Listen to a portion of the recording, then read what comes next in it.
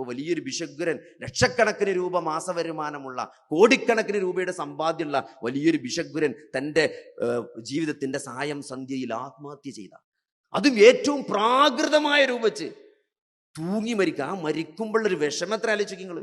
എന്തിന് സഹോദരങ്ങളെ? ജീവിതത്തിന്റെ അർത്ഥം നഷ്ടപ്പെട്ടത് കൊണ്ട്, ജീവിതത്തിന്റെ ലക്ഷ്യം മനസ്സിലാക്കുന്നിടത്ത് സംഭവിച്ച പരാജയമാണത്. ഈ ജീവിതത്തിന് വലിയൊരു ലക്ഷ്യമുണ്ട്. നമ്മളെന്തരോ ജീവിതത്തിന്റെ വലിയ ലക്ഷ്യം, അള്ളാഹു പഠിപ്പിച്ച യഥാർത്ഥ ലക്ഷ്യം നമ്മൾ മനസ്സിലാക്കിയിട്ടില്ലെങ്കിൽ എന്താ പ്രശ്നം അറിയുങ്ങൾ?